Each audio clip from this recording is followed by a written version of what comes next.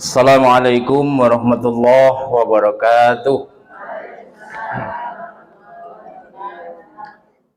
Innal hamdalillah nahmaduhu wa nasta'inuhu wa nastaghfiruh wa na'udzu billahi min shururi anfusina wa min sayyiati a'malina. May yahdihillahu fala mudhillalah wa may yudlil fala hadiyalah. Asyhadu an la ilaha illallah wahdahu la syarikalah wa asyhadu anna Muhammadan abduhu wa rasuluh la nabiyya wa rasula ba'da. Allahumma salli wa sallim wa barik ala Muhammad wa ala alihi wa ashabihi wa man tabi'ahum bi ihsanin ila yaumil qiyamah, amma ba'du. Bapak-bapak, para sesepuh Muhammadiyah ingkang kula hormati, pimpinan cabang Aisyah Wai Panji yang saya hormati, juga Bapak Ibu jamaah pengajian rutin cabang Aisyah Wai Panji yang dirahmati Allah, ugi para jiran, para tetangga ingkang ngrawuhi pengawasan menika ingkang kula aosi. Diputer nggak apa-apa biar adil, Bu. Nggak apa-apa. Iya, nggak apa-apa. Biar nanti dinikmati bersama. Alhamdulillah Bapak Ibu sekalian, siang hari ini cuacanya cukup cerah, panas, ya, dan mudah-mudahan kehadiran kita di majelis ini dicatat sebagai ibadah di sisi Allah Subhanahu wa taala. Amin. Salawat dan salam Allah tetapkan atas baginda Rasulullah Muhammad sallallahu alaihi wasallam, kepada keluarga, para sahabat, dan kita sekalian yang senantiasa mengikuti sunnah-sunnahnya ila yaumil qiyamah. Ibu-ibu sampun sauntawis wekdal, mungkin ada kurang lebih 4-5 kali pertemuan ya. Ya, setahun lah ya saya nggak ketemu ibu-ibu. Ngerti-ngerti wis do tua-tua gini. Tapi alhamdulillah saya sehat. Nah, saya juga udah tua gitu. Nah, ini hari ini saya diminta oleh Ibu Ketua cabang Aisyah supaya mengisi kajian, dan mudah-mudahan nanti bisa memberi nilai tambah, nambah wawasan keagamaan kita. Amin. Karena waktunya itu sangat singkat ya, sampai dengan waktu asyar ini sekarang untuk wilayah kita itu jam 3 lebih dikit. Sebab itu saya tidak akan terlalu lama bermukadimah. Saya akan langsung masuk pada materi. Judulnya ini kira-kira hari ini tentang bagaimana kita itu menjadi seorang muslim yang tangguh. Kalau menjadi warga Aisyah yang tangguh gitu. Ini juga perlu didiskusikan kan, makanya biar nanti kedepannya kita memiliki semangat di dalam berjuang untuk menegakkan Islam ini. Kalau bahasa kerennya Ibu, piye carane dadi kaum mujadid. Mujadid itu kaum pembaharu ya. Kaum pembaharu itu orang-orang yang bertanggung jawab menjaga agama dan gerakan ini tetap utuh seperti awal mula.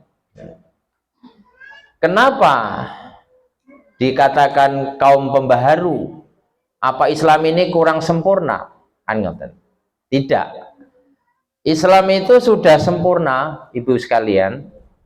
Dari semenjak turunnya sampai akhir hayat akan sempurna terus. Tetapi banyak yang mulai merubah-rubah Islam itu, menambah, mengurangi. Nah, tugas kita mengembalikan Islam seperti yang dibawa oleh para nabi dan rasul, yang nanti kesempurnaannya pada masa Rasulullah Shallallahu Alaihi Wasallam. Nah, orang-orang yang melakukan pembaharuan itu namanya kaum mujadid. Jadi kata jadidun, jadid itu baru. Hadal kitabu jadidun, ini kitab baru. Nah, Mujaddid berarti kaum pembaharu, bukan membuat yang baru, tapi memperbarui yang rusak. Maka muncullah Muhammadiyah, Aisyah itu untuk mengembalikan Islam seperti yang dibawa oleh para nabi dan rasul, terutama yang disempurnakan pada zaman Rasulullah Shallallahu Alaihi Wasallam. Nah, sebelum sampai ke sana, ibu-ibu sekalian, orang Islam akhir zaman ini kan kalau direnung-renungkan kan beda ya, di dalam memahami dunia dengan memahami akhirat itu beda. Kalau untuk urusan-urusan duniawi itu cepat responnya, cepat nyambutnya. Tapi kalau urusan-urusan ukhrawi itu biasanya lambat, lelet lambat. Nah, kita tidak ingin tertipu. Mestinya rumusnya gini, kalau urusan-urusan ukhrawi kita cepat menyambut, lah urusan duniawi jangan sampai mengalahkan urusan ukhrawi itu idealnya kan. Nah, saniki kepripun? Apa rumus bagaimana caranya menjadi orang-orang yang tetap memiliki keyakinan yang teguh dalam beragama, termasuk nanti saya kaitkan dalam berorganisasi. Salah seorang pengurus pimpinan pusat Muhammadiyah namanya Profesor Dr. Yunahar Ilyas. Pernah dengar ibu? Ya, paling nggak hari inilah dengar ya. Profesor Dr. Yunahar Ilyas. Beliau sudah dipanggil kehadirat Allah Subhanahu wa taala beberapa waktu yang lalu ya, ketika sedang heboh-hebohnya COVID-19, tapi bukan karena COVID beliau, karena memang sakit lain gitu. Pak Profesor Dr. Yunahar Ilyas ini juga di samping Ketua PP Muhammadiyah, beliau juga Wakil Majelis Ulama Pusat. Ketika ketuanya waktu itu yang sekarang menjadi Wakil Presiden, Pak Profesor Ma'ruf Amin. Jadi tokoh lah kira. Ya tokoh di Muhammadiyah, ya tokoh di Majelis Ulama Indonesia. Nah, beliau ini memberikan kunci, rumus, piye carane, bagaimana caranya menjadi orang-orang Islam yang tangguh, dan khususnya warga Muhammadiyah ya, yang tangguh. Nah, beliau menawarkan ada 10 kunci, Ibu. Ada 10 jalan. Niki monggo mangke diresapi, dipahami satu persatu. Syukur-syukur 10-10-nya ini bisa saya jelaskan secara komplit hari ini. Kalaupun toh tidak selesai, nanti akan disambung mungkin dalam pengajian yang lain. Kalian dipun emut-emut. Nah, apa ke-10 kunci menjadi orang Islam yang tangguh, menjadi orang-orang Muhammadiyah, orang-orang Aisyah yang tangguh? Pertama kuncinya adalah al-fahmu. Kenapa? Periksa artinya apa al-fahmu itu? Paham. Orang yang paham. Biasanya orang itu kalau paham, itu dia memegang prinsip-prinsip sampai kapanpun gitu. Makanya para sahabat di zaman dulu itu, walaupun musuhnya orang-orang kafir Quraisy yang senjatanya lebih lengkap, mereka tidak mundur karena apa? Paham bahwa Islam yang dipeluk itu, ajaran yang yang ada dalam Islam itu ajaran yang hak itu. Karena paham. Tapi yang tidak paham biasanya nanti mencelat itu. Nah, idealnya kulonjengan sami mestinya jadi orang Islam itu yang paham. Ojo trimo mung setengah paham. Jadi jangan puas hanya menjadi orang Islam yang setengah paham. Kalau cuma setengah paham, nanti akhirnya kita akan salah paham. Nah, nek wis salah paham, akhirnya gagal paham. Orang Islam yang murtad, orang Islam yang malah merusak Islam itu karena nggak paham, Bu. Nggak paham. Dan kemungkinan besar saya dan ibu-ibu sekalian termasuk yang masih perlu dipahamkan biar lebih mantep. Orang kalau sudah paham, itu insya Allah dalam ujian apapun, dalam tantangan apapun akan tetap istiqomah. Karena itu di dalam Al-Quran, nanti silahkan ibu-ibu membantu saya membuka ayat-ayatnya ya. Sekarang di HP ibu-ibu yang canggih itu kan bisa di-download aplikasi Al-Quran.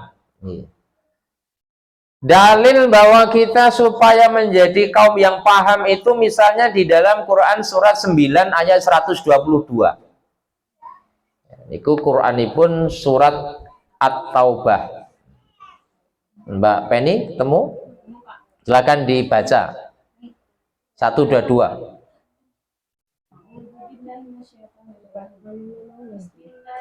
Saya koreksi.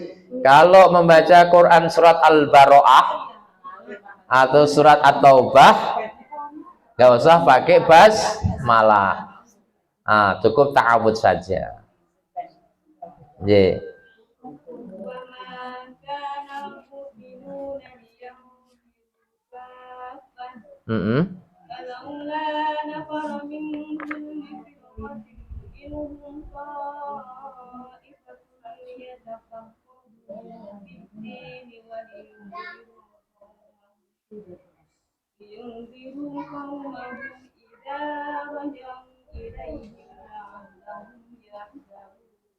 Alhamdulillah. Niku Quran surat 9 utawi surat At-Taubah atau surat Al-Baro'ah. Jadi nama lain surat At-Taubah itu surat Al-Baro'ah. Adab membacanya ini satu-satunya surat yang kalau membaca tidak perlu mengawali dengan basmalah. Tahu alasannya? Orang-orang kafir kenapa? Alasannya ada dua. Satu, karena ayat atau surat Al-Baro'ah itu dimulai dengan ayat perang, tentang perang. Jadi kalau urusan perang itu nggak ada belas kasih.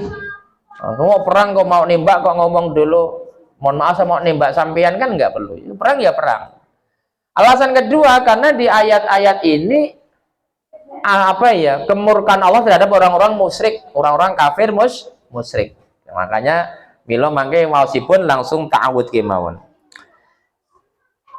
Saya ulangi di Quran ayat 122 menika Allah meratilaken bismillah a'udzubillahi minasyaitonirrajim. Nah kejebak wa makanal mu'minuna liyanfiru kaffah.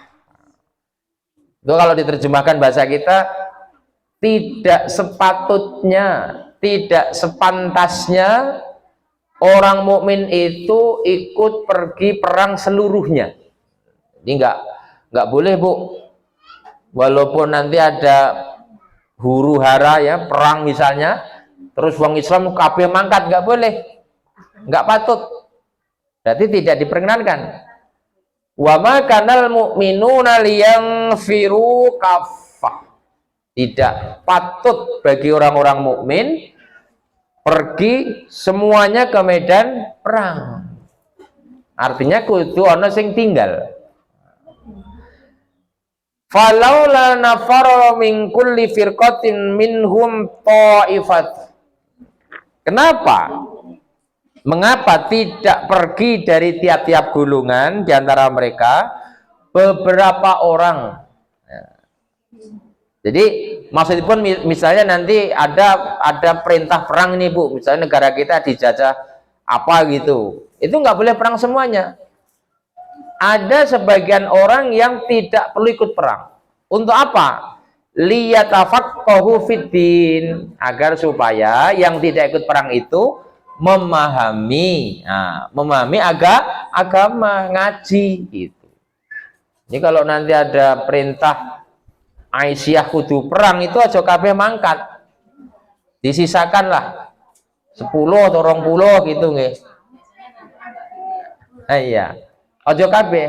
Untuk apa itu yang tidak ikut perang?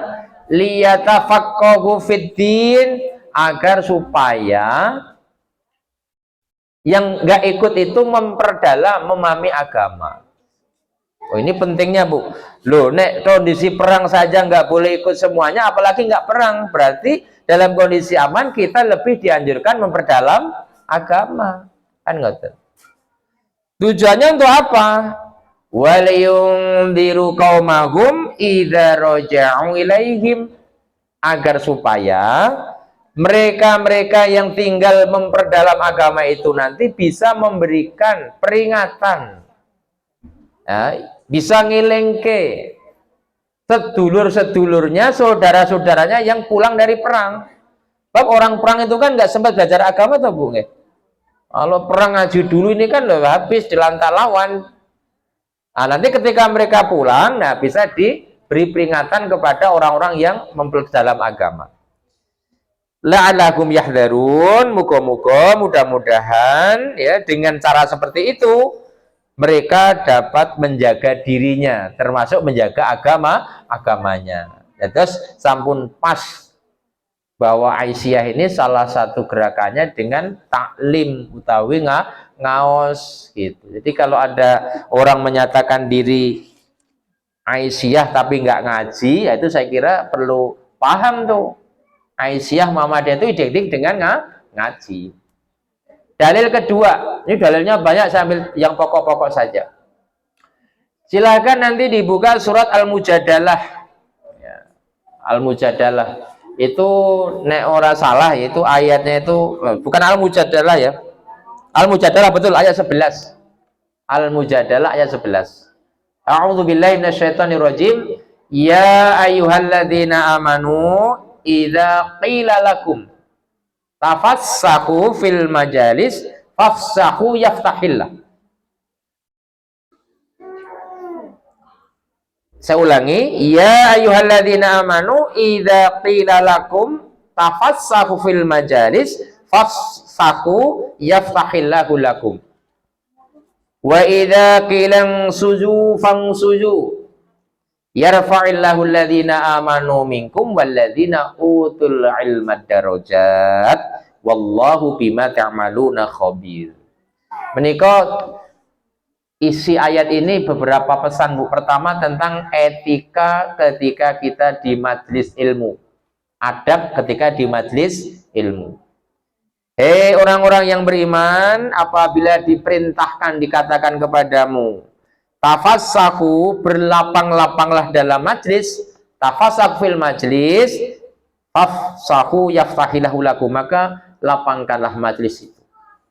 Misalnya ngeten, Bu, ini kan jamaah kita ini alhamdulillah ya Aisyah ini setiap ngaji rame begini ya. Terus kok karena penuh ada ibu-ibu yang kejepit, kepepet-pepet ngoten, keplanet kayak Mbak Fitri misalnya kan. Wis awake cilik kejepit kan ora enak. Lah ngomongnya ten, mbok rada dilonggarke dikit, Bu, kula kersane sikil kula mboten keju. Nah, itu supaya kita melapangkan gitu. Ojo malah wis kejepit dipepet. Jadi gitu, kasih orang itu lapang, kelapangan, kelonggaran gitu. Wa idza, kemudian kalau misalnya dikatakan wa idza qilang suzu, kalau disuruh berdiri, berdirilah. Misalnya ini ibu-ibu nyuwun sewu, kan ada yang muda, ada yang tua nih. Terus kok si mbah itu merasa terganggu dengan duduknya ibu-ibu yang lebih muda. Lah sing tua ngomong, "Dik atau nak, kowe ngadeg pindah kono, ben aku ora patek sumpek." Yang enom ya kudu manu berdiri pindah. Aja diayeli. Wis tua ngaji gambleh. Nah, itu mau ora oleh. Ini etika. Nah, dan yang muda harus lebih tahu diri daripada yang tua. Yang bermasalah harus diselamatkan, diringankan. Ini etika di majelis ilmu. Bila menawi ibu mangke bergabung di majelis ilmu, kemudian kok ada yang ngomong ngeten, "Mbak, aku coba sampean geser dikit, Bu, aku ben iso rada lapang, sampean mang geser." Itu. Ngoten. Ini perintah agama. Nek kon pindah karena misal satu lain hal, itu sampean yo pindah rapopo gitu. Jangan memaksakan diri kudu neng kene. Pemenang nganti udur. Oh, teko dhisik kok kowe kok malah judak-judak. Apa ora teko awal? Nah, itu nggak boleh. Itu. Nah, kemudian dikatakan dengan seperti itu Allah akan meninggikan derajat orang-orang yang beriman dan berilmu di atas beberapa derajat. Nah, ini pesannya adalah bahwa menjadi orang yang paham itu salah satu caranya ada ditemukan di majelis ilmu. Ngaji menika Bu, ora mung kumpul-kumpul saja, bukan. Tapi harus ada tambahan wawasan pengertosan. Kados riyen-riyen rikala wonten dalamipun Bu Bedan nggih pas dikaji apa ya? Atau di rumah siapa lupa ketika berbicara masalah hukum gadai. Kan ngoten riyen kan pernah ribut itu kan. Ternyata masih banyak praktek gadai yang salah loh itu. Oh, orang menggadekan kok dia juga ngolah sawai ya njipuk hasile. Ah ya remuk sing duwe. Ya. Dan itu nanti lama-lama karena nggak iso nyaur akhirnya dituku. Lah itu gade yang ngawur. Sama dengan waktu kita bicara tentang hukum pinjam meminjam di koperasi itu. Koperasi atau bankan gitu.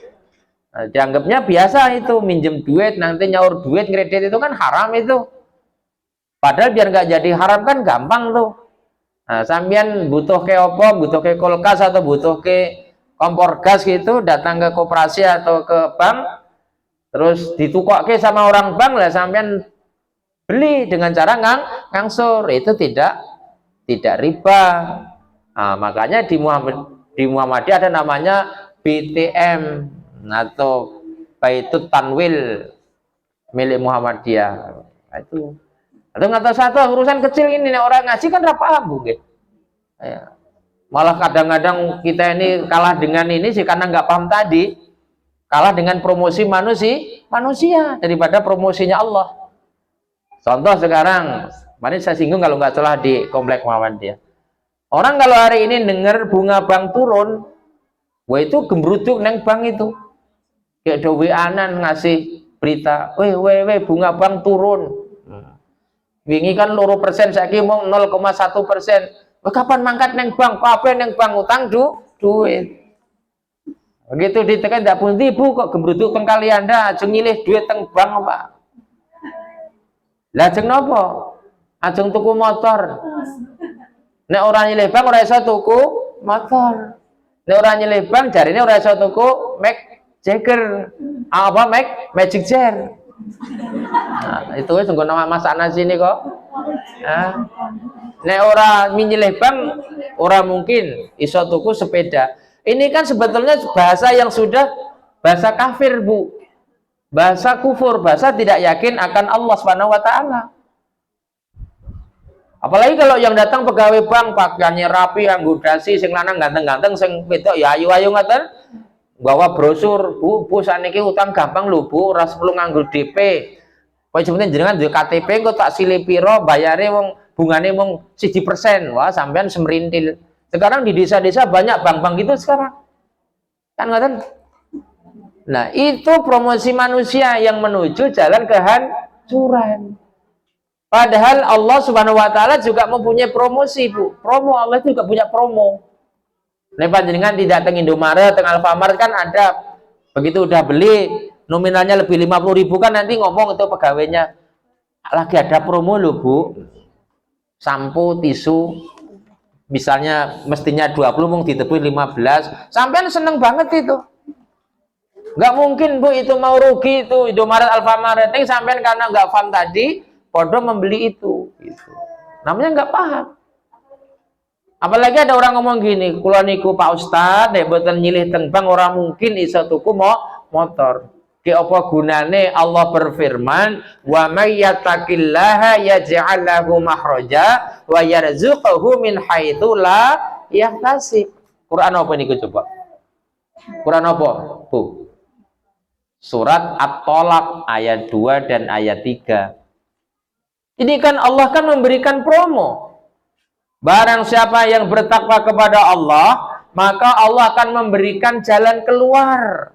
Oh. memberikan solusi, solusi. Lagi, nek panas ngeten jadi solusi, Bu. Dan Allah akan memberikan rezeki dari jalan yang tidak disangka-sangka. Tapi ayat ini kan kita tidak yakin, apa yang dipromosikan Allah itu tidak kita yakini. Kita malah meyakini promo-promo yang diberikan manusia. Kenapa terjadi? Karena nggak paham tadi, Bu. Ke alasannya wis loyo, nek mboten ngeten mboten mungkin kula Pak saged entil-entil saged nyelengi tuku niki. Lah sampean udah kalah dulu. Mana ada Allah itu bohong sama kita. Oh, nanti di surah Al-Baqarah itu 261 itu. Ini promo besar-besaran. Barang siapa yang menginfakkan rezeki di jalan Allah, harta jalan Allah, itu seperti satu butir gabah. Dan setiap butir dilipat gandakan hingga 7 bulir. Setiap satu bulir 100, coba. Ini kelipatan yang maha dahsyat. Neng menungso dora percaya, nek kon sedekah lambat. Bab ganjarane ora ketok. Ini kon tuku togel sing urung mesti metu, tuku. Kan banyak dulu kan togel ya. Mesti mending ngecek orang metu-metu neng nggak nyerah. Lah Allah sudah ngasih promo itu. Sapa sing sedekah di jalan Allah, itu setiap rupiah itu seperti sedekah satu butir padi, dilipatkan hingga 70 hingga 100 kelebihan. Wong waca ngene ora percaya. Ning dora yakin, Bu. Karena sing yakin mau Mbak Fitri, liyane ora yakin. Ku langsung ngitung duit niku. Jan. Leren dhisik ngitung duit. Itu yang pertama adalah apa tadi? Fahmu. Mila mangke menawi wonten pitaken-pitaken ditanyakan kepada yang ngerti. Ngoten nggih? Kaping kalih, Ibu. Ini kita ambil 2 ayat saja, yaitu surat Al-Mujadalah dan surat At-Taubah. Kunci yang kedua, agar supaya kula jenengan sami di dalam memegang prinsip-prinsip agama dan berorganisasi ini istiqomah, yakin, kuncinya kudu ikhlas. Napa? Ikhlas. Ya. Allah Pak, biar kok ngomong ikhlas. Loh, ikhlas ini gampang diucap, angel diterapke, Bu. Ciri-ciri ikhlas yang benar itu ada 3. Catat baik-baik nih. Jadi wong sing ikhlas itu dimulai dari apa? Buktinya. Ciri orang ikhlas pertama adalah ikhlasun niyah namanya.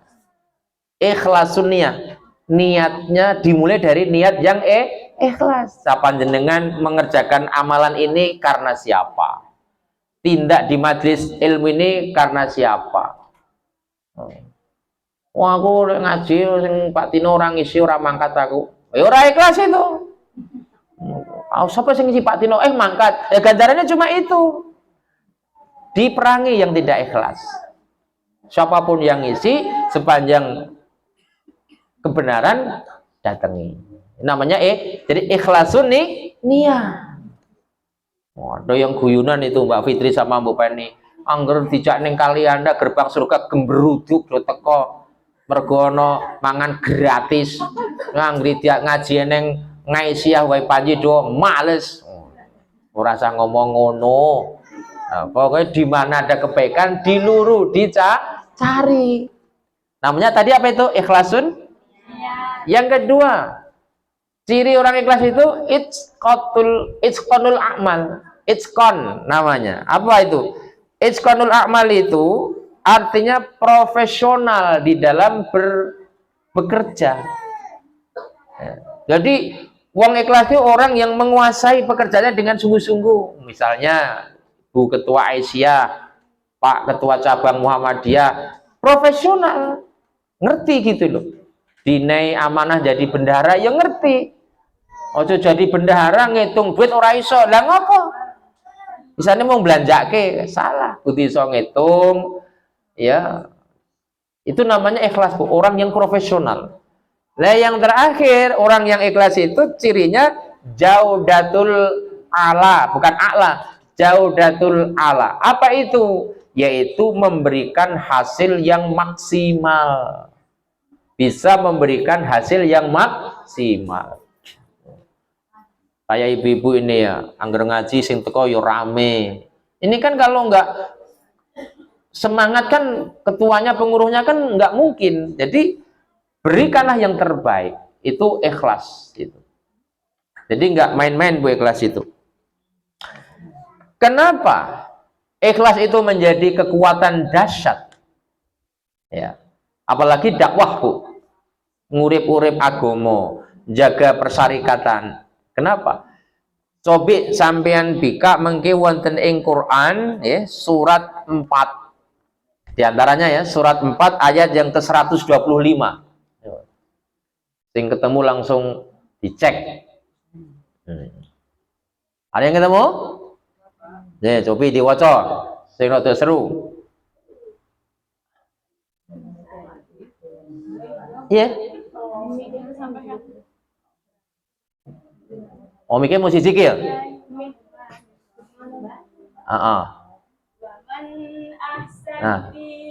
Nah, pinjemin mik. وهو محسن واتبع ملة إبراهيم حنيفا واتخذ الله إبراهيم خليلا. Oh, masya Allah. Ketua Aisyah ngajinya apik kan marem tuh Bu. Ini ketua ngajinya nunak-nunuk isin.